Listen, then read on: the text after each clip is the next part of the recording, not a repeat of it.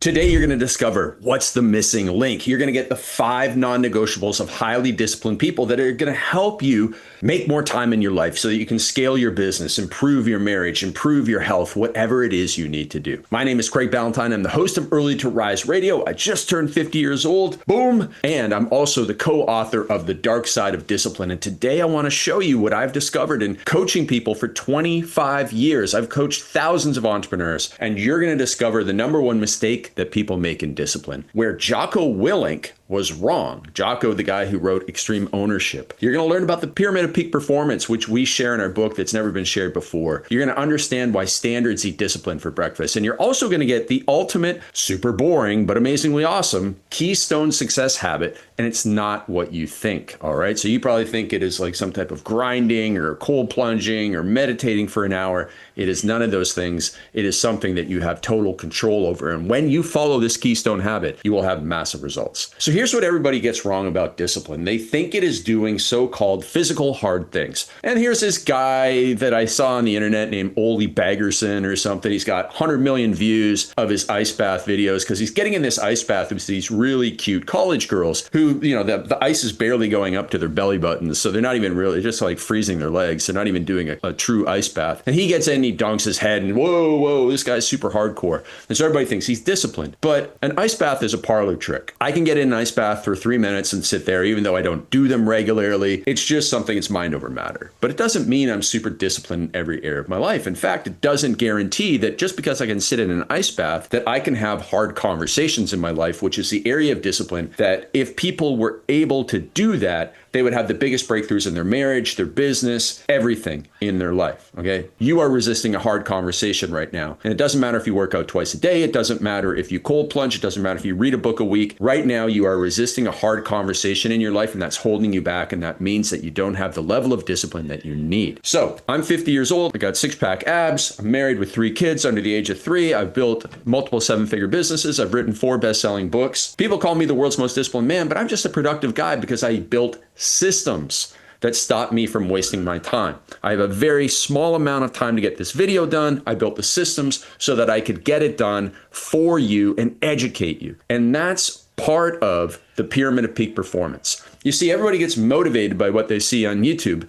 and on Instagram about, you know, going out and cold plunging, and they start Monday morning super hard, but that doesn't last. You know that. You've started weight loss programs, you've started new businesses, you've started relationships, and the motivation and the energy and the enthusiasm just wears off if you have no systems in place. Next, you know, challenges are kind of good if they're customized to you. They can be horribly wrong if they're not. Like the 100 push-ups in 100 days is one that I like to crap on all the time because it is absolutely ridiculous, it's irrelevant, it's irrational, and it's just made up, right? 100 push-ups in 100 days. Why not 101 push-ups in 101 days? If you only do 100 push-ups in 100 days, us 101 in 101 days, we kill you. Like, this is just ridiculous. You know, it's like this peeing contest of who's got the super nicest car on the internet. Just because you have a nice car, like somebody's going to have a better car than you. Just because you finish a challenge doesn't mean that you are going to be super disciplined in every area of your life. So forget about these challenges. Next, there's the discipline, the willpower, the grit your teeth. Put chocolate cake in front of me at 7 o'clock at night when I'm starving,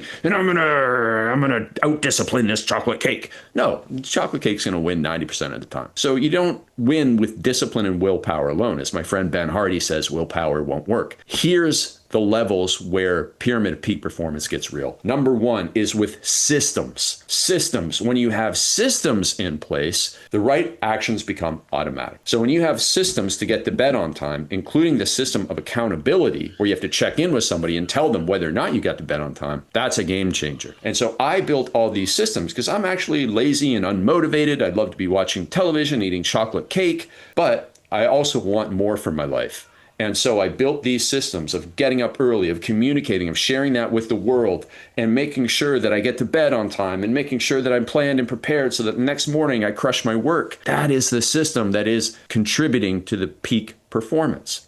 And then when you do that enough, you believe in yourself and you go from the type of person like, oh, I can't do that, or I can never be on time, or I can never lose weight, or I'm always late. And you start shifting your identity. I went from a binge drinker to a person who's just, I'm just not the type of person who consumes alcohol. That's my identity. I'm just not the type of person who consumes alcohol. Not interested. Thank you. And I don't have to sit there and go, oh, I really want to drink, but I know I shouldn't have a drink. I got that flight at 7 a.m, but I got all this peer pressure. Oh my God, this, visit to the restaurant with all my friends is going horribly wrong because I have to rely on discipline. Not me. I'm over there going, I'm having a great time with all my friends, but I'm not the type of person who drinks alcohol. Thank you very much. Let's party. Let's celebrate. I don't have to waste mental energy. It is so relieving when you have a strong identity that is supported by and supports your systems and eliminates the need for discipline, challenges, and motivation. And then finally, you have this identity morphs into standards where you have an operating system for your life. And when you do that, my friend, this is where all of a sudden you have the whoosh effect that I talk about in my coaching program. I first saw this in the weight loss world. People are like, oh man, I haven't lost weight in 3 weeks. I've been doing everything right. And then all of a sudden, week 4, you lost like 5 or 6 pounds. And the next week you lose another 5 or 6 pounds. And it's like, how is this physically possible? It's the whoosh effect. And it's the same in business. When you compound your systems, identity, and standards, all of a sudden you go from making what you made in a year to making what you make in a month. And all of a sudden your yearly income soon becomes your weekly income. And I've seen people have yearly income become daily income. $100,000 plus in a day when they used to make $100,000 as an engineer, because they put all these systems into place, changed their identity, raised their standards, raised the standards of their team, and they launch. And my goodness, it's magical. It's magical when you have this pyramid of peak performance. And what is it? It's systems equal freedom. Discipline doesn't equal freedom. Discipline can be a prison. So sorry, Jocko, I love your chocolate Melco and all the stuff that you sell. And I'm on board with 99.9% of the stuff, but discipline doesn't equal freedom. It is the systems that give you the freedom, because discipline can put you in a prison if you overdo it. And you get into these rigid routines where you miss out on life. And that's what happened to me. But now, like for example, with the binge drinking, standards eat discipline for breakfast. So if me and my friend go into a bar and my friend is a sometimes drinker and relies on discipline to not drink, if we sit with a person who gives him peer pressure, he's going to give in. But I can sit there, I can order non-alcoholic beer like Heineken Zero. I can sit there, I'm not going to have any alcohol because my standards are, I'm simply not the type of person who drinks alcohol. And you can see, again, it gives you that mental bandwidth. So now I can be creative, I can be engaged, I can be present, while my friend is playing mental gymnastics in their head about not drinking. So standards eat discipline for breakfast. When you implement standards and change your identity into your life, when you have that in place, all of a sudden you will move a whole lot faster. So the ultimate definition of discipline is putting a level 10 effort into your level 10 problem. It's not about doing physical hard things. Physical hard things are nice if you have already put a level 10 effort into your level 10 problem. It's simply that. Everything else is entertainment. Or worst, it's a perverse form of procrastination. We had people talking about, I have these Facebook ads about, don't do cold plunges. And we have people talking about, I used to drive 15 minutes to the ice bath place, do a 15-minute routine, then 15 minutes back, and I never got to work on my number one priority. Now, sure, there are some people who have an ice bath in their house, but most people don't. And they have to go through all this stuff to go and do this ice bath, but it robs them of getting stuff done and putting a level 10 effort in their level 10 problem. So don't get distracted. Now, let's talk about these 5 non-negotiables. Number 1 is having cutoff times. Cutoff times for meetings, cutoff time for your work, cutoff time for your workouts, right? You go into the gym, if you go into a public gym or a gym where there's other people, not your own home gym, and you get in a conversation with somebody, you don't want to be rude, you don't want to cut it off, and all of a sudden, like, oh man, that took 5 minutes, and now like, oh man, I'm either going to have to do a longer workout, or I'm going to have to cut the workout short. No, you don't cut the workout short. You cut the workout exactly what time you said you're going to get the workout done, and you get back to your other stuff. All right, you have to have cutoff times, otherwise everything bleeds. You have to have a cutoff time for getting out of bed, cutoff time for getting to work, cutoff time for getting your workout done, cutoff time for ending the workday so that you get home, be with your family. Control what you can and concentrate on what counts. This prevents perverse procrastination. Look at this. I found, if you're watching this on YouTube, I found a 60-minute productive morning routine. 8 a.m. wake up example. Like, what planet are you on when you're waking up at 8 a.m.? Who wakes up at 8 a.m.? Like, really, unless you're a college student. It's ridiculous, first of all. And now it's wake up and drink a bottle of water and make the bed. Like, what's the point of that? Like, maybe drink some water, but you don't have to make the bed. There's nothing that shows that you will be more successful if you make the bed. And also, what if you have a spouse still sleeping? Like, you're just going to tell your spouse, hey, get up. I got to make the bed if I want to be successful. Ridiculous. Then it says 15-minute sun salutation yoga flow and 5-minute meditation on the patio. Then coffee and breakfast, reading the newspaper. Get ready for the day. Out the door or at your work from home desk. This is ridiculous. This is for people who are so far below average that they pull you down. So stuff like this is ridiculous. Instead, you have cutoff time. I get up, and by 15 minutes after I'm up, I'm working. And then it's a 90-minute block, then a break, and so on and so forth. All right. Because when you do that, you will find what Russell Brunson experienced when he used my Profit Power Hour in the morning. He said, thanks to what I learned from Craig, now in my 2-hour mornings, I get as much done as I typically do in an 8-hour day. Boom. tripling or quadrupling the productivity. What you need to do is avoid putting 10 pounds of potato in a 5-pound bag. This is a great line. I love this line because it refers to having a 9,000 things on your to-do list. Okay, you can't have 9,000 things on your to-do list. Because otherwise everything will bleed into another and you'll be working till midnight and you have to have the cutoff time. And that means planning proactively so that you're not putting too many things into your day. Non-negotiable number 2 is nighttime boundaries. And so there's a hot trend out there right now called reverse procrastination. And I've seen it where it's about parents stay up late because they want to get more time to themselves, right? And I understand. I got 3 kids under 3. It's tempting, like, oh, once the kids are in bed, I'm going to go and do X, Y, Z. But no, that is a horrible way because then, chances are the kids are going to get up. Like last night, our son was up in the middle of the night. My wife had to go help him. I had to go help him. I cut off a little bit of my work time, but I got a bunch done because I didn't say, oh, I'm going to stay up late and do something. And the next thing you know, you stay up late to do something and you're watching television, drinking wine and all that sort of stuff. And you stay up late. And now you're really tired the next morning. So this reverse procrastination of not getting to bed at time is a killer because the number one alarm you need on your phone is the reverse alarm, because the number one keystone habit for success is getting to bed on time. I have worked with thousands of entrepreneurs over the last 25 years, and every time I see them in disarray, it is because they're not getting to bed on time. They either went to a business seminar, they had a lot of business dinners, or they were just off their routine, or they went on holiday, now they're back and they're not getting to bed on time, and they're like, oh man, I'm so tired, I'm not getting anything done in the morning. Yeah, because you're not going to bed on time. And this is super boring, but it is incredibly, incredibly effective. And all the high performers do this. They get to bed on time. Just think of like your favorite pro athletes. Like if you saw them dragging their butt in a game and they're like, man, I just didn't get to bed on time. Like, would you accept that as an excuse? No, you'd be like, give me my $500 back that I just paid on this stupid ticket because you went and didn't get to bed on time because you were goofing around on Netflix. Like, give me a break. No, those guys get to bed on time, and that's why they get paid the big bucks. And if you want to get paid the big bucks, you got to get to bed on time. So it's the ultimate keystone habit. You have to avoid that temptation for reverse procrastination. Non-negotiable number 3, which combines with it, is better planning and preparation. You need better planning and preparation than ever before for your days. You got to do that brain dump mid-afternoon or even at lunchtime. So you start preparing for the next day, make your priority to-do list. If you're doing your to-do list in the morning, you're already too late. So you have to do your to-do list the day before so you know what to do in the morning. And then you have to do that process planning of greasing the groove so that, and I learned this the hard way. For example, like when I was an author writing my first book, I said, I'm going to write chapter 2 in the morning. Great. That's a lot further than most people get. They don't even know what they're doing in the next morning. But I'd wake up and I'd have this blank Word document and I'd be procrastinating and I'd like start cleaning the house, but I don't even know how to turn a broom on. So it was like such a waste of time. And so the process planning, I put down 5 bullet points of like, write about this, write about this, write about this. The next morning I got up and the words just flowed out of me. So you have to do this planning and preparation. This is what highly effective and peak performing people do. They get everything out of their head so that they fall asleep better.